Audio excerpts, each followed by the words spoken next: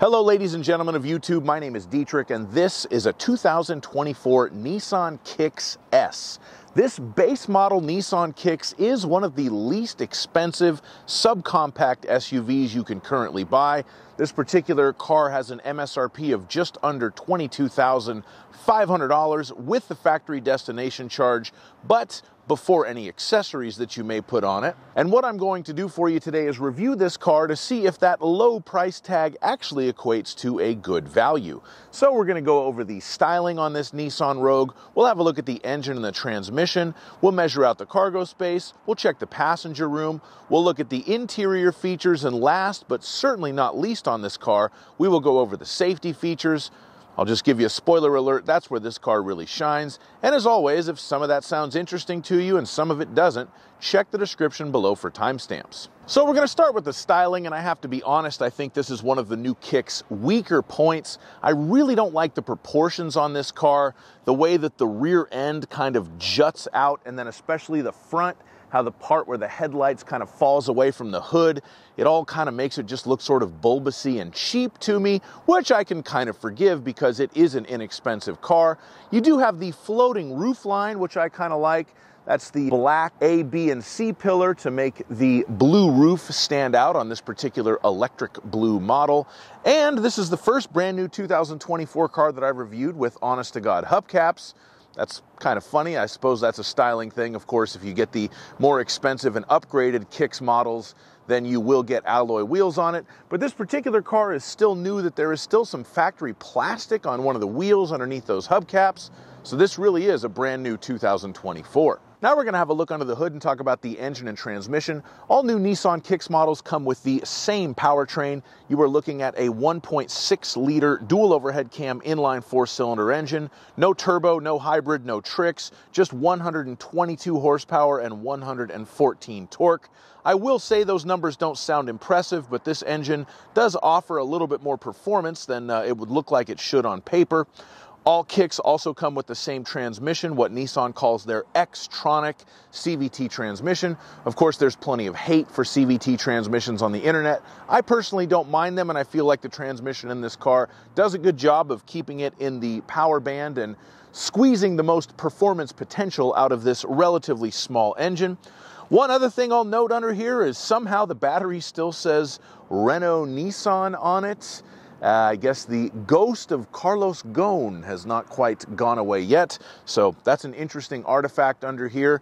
Overall, I would say that for such an inexpensive car, this engine and transmission is absolutely fine. It does a good job.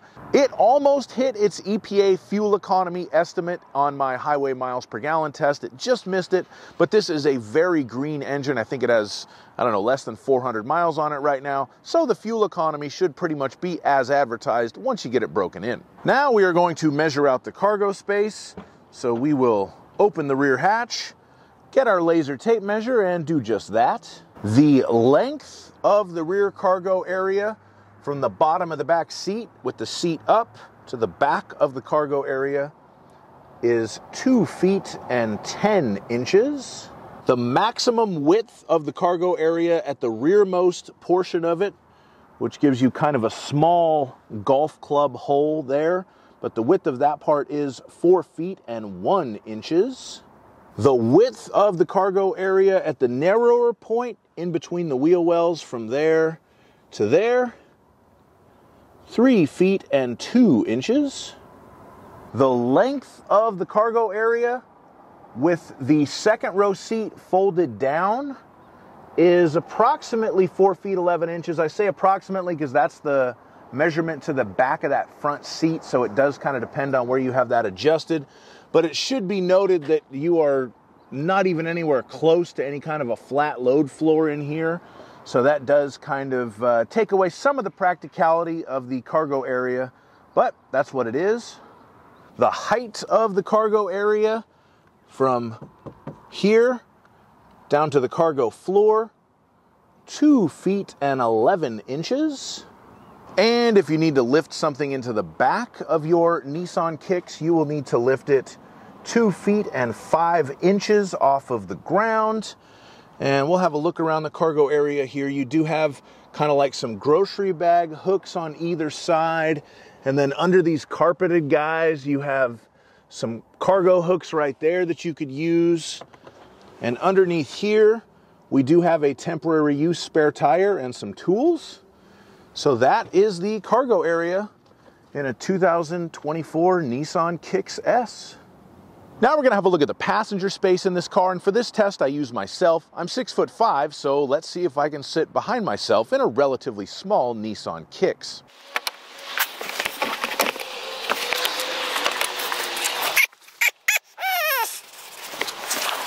Okay, so as we can see, I do fit in the front, of course. I have enough knee room, I have enough headroom, but if I get in the back,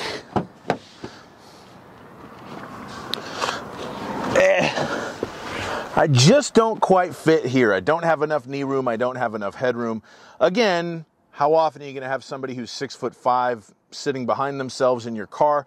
Probably not very often, but it's the best test that I have. But I will point out that you do get 2 USB ports for charging mobile devices in the back seat of even a base model 2024 Nissan Kicks. So good on Nissan for that one. Now we're going to move on to the interior and talk about the convenience features in here, which isn't going to take too long. Again, this is an entry-level car with a relatively low price tag, so you don't get a ton of equipment, but there is some things worth mentioning here.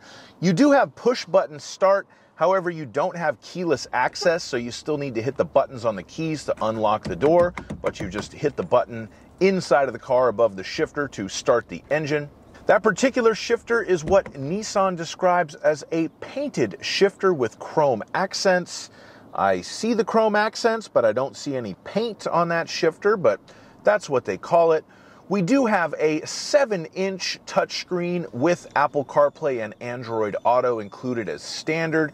However, you will have to plug your phone in to use either Apple CarPlay or Android Auto. It is not wireless on this S model. Another feature Nissan advertises on the S model is Siri Eyes Free.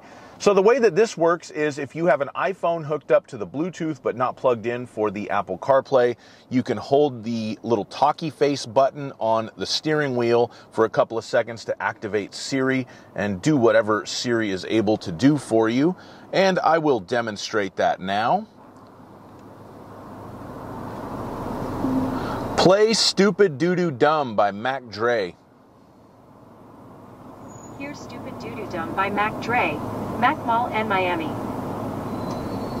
You do get a very outdated looking instrument cluster. The speedometer and the tachometer look fine and they do their jobs perfectly well, but that little teeny tiny black and white screen in between them to show you like how much fuel you have, how many miles are on the vehicle, etc. That is very old school looking, but again, low priced vehicle.